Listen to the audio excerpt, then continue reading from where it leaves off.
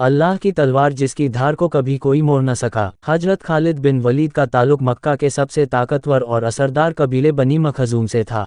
आपका खानदान बचपन से ही बहादुरी, जंग, घुड़सवारी और तीरंदाजी के लिए जाना जाता था। खालिद बचपन से ही ऊंट और घोड़े चलाने में माहिर, भाले और तलवार के उस्ताद, जंग की रणनीति में गैर मामूली, जिस्मानी तौर पर बेहद मजबूत, फितरी तौर पर लीडर। जब मक्का में लड़कों को तीर कमान सिखाया जाता था, खालिद उसी उम्र में घोड़े पर चढ़कर तीर चलाते और सवारों को हरा देते थे। बनी मखजूम का एक मशहूर जुमला था, अगर मखजूम में कोई लड़का पैदा होता है तो समझ लो एक योद्धा पैदा हुआ है। ऐसे माहौल में पले बड़े खालिद भविष्य में वह बन गए जिसे हम आज इस्लाम का फौलादी सिपाही कहते हैं।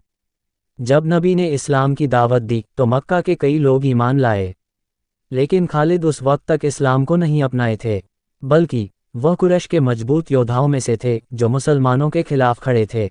बद्र और उहुद दोनों जंगों में उन्होंने मुसलमानों का सामना किया, मगर उहुद में उन्होंने जो युद्ध रणनीति अपनाई वह पूरी दुनिया में मशहूर है। उहुद के मैदान में मुसलमान जीत के करीब थे, लेकिन जब पहाड़ी पर तैनात तीरंदाजों ने अपना मोर्चा छोड़ दिया, खालिद और जैसी आंख रखने वाले सिपाही को यह मौका तुरंत समझ आया। उन्होंने अपने घुड़सवार दस्ते को घुमाया और पीछे से हमला किया।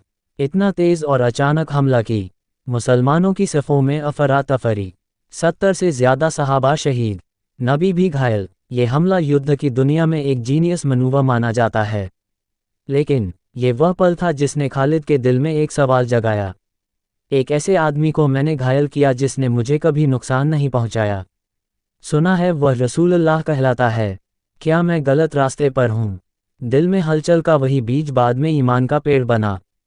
जब हुदैबिया का मुआहिदा हुआ, खालिद की नज़र पड़ते ही समझ गए कि मुसलमानों की ताकत बढ़ रही है।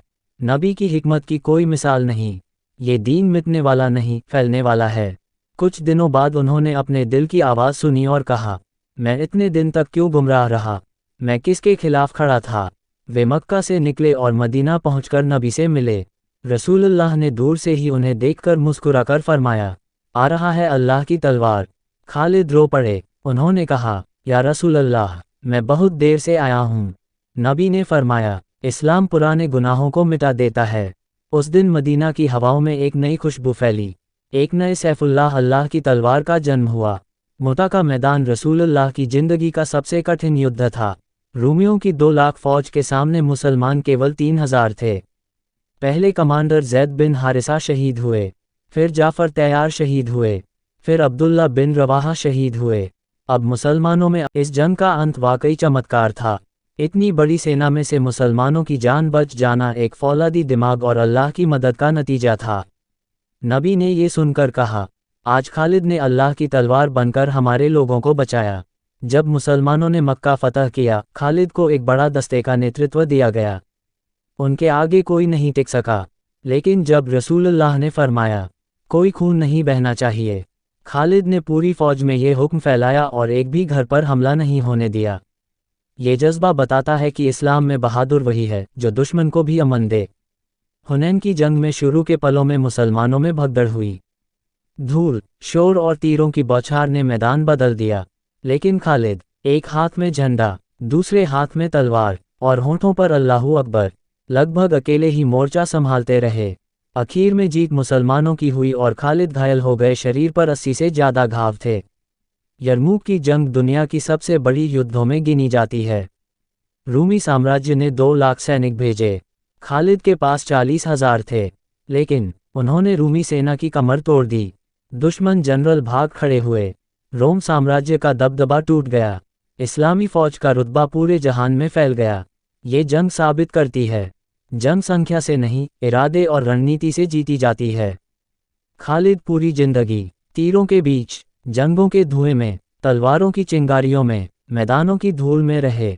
उन्होंने कहा था, मुझे 40 से ज़्यादा जंगें याद हैं, कहीं ऐसा निशान नहीं जो मेरे जिस्म पर ना हो, लेकिन अफसोस। और फिर उन्होंने रोकर कहा, अफसोस कि मैं बिस्तर पर मर रहा हूँ, काश मैं अल्लाह की राह में तलवार के साए तले मरता। उनकी आंखों से बहने वाला यह आंसू दुनिया भर के मुजाहिदीन की रूह को जला देने वाला था। दुनिया खालिद बिन वलीद को अल्लाह की तलवार कहा, यह उपाधि किसी इंसान ने नहीं दी थी, ये खुद नबी ने दी थी, और नबी की ज़बान से निकला लफ्ज़ हक होता है। उन्हें सैफुल्लाह इसलिए कहा गया क्योंकि उनकी बहादुरी बेमिसाल थी, उनकी जंग की समझ दुनिया में अद्वितीय थी। वे एक मुसलमान की जान बचाने के लिए पूरी फौज दांव पर लगा देते थे। दुनिया की दो साम्राज्यों फारस और रोम को उन्होंने घुटनों पर ला दिया। लेकिन वही शख्स नबी के एक हुक्म पर तलवार वापस कब्जे में ले लेते थे। उनकी जिंदगी दुनिया के हर मुसलमान के दिल में आग और रोशनी एक साथ जगाती है। खालिद बिन वलीद एक ऐसी शख्सियत हैं जिन्हें जंगें जीतने का गर्व नहीं था, बल्कि जिनकी खुशी अल्लाह और उसके रसूल की आज्ञा पालन में थी, जो दुश्मन से भी इंसाफ करते और अपने साथी के लिए जान दे देते। उनकी पूरी जिंदगी एक सबूत है। अगर नीयत साफ हो, यकीन पक्का हो और दिल में अल्लाह का भय हो, तो दुनिया की सबसे बड़ी फौज भी आपके सामने टिक नहीं सकती।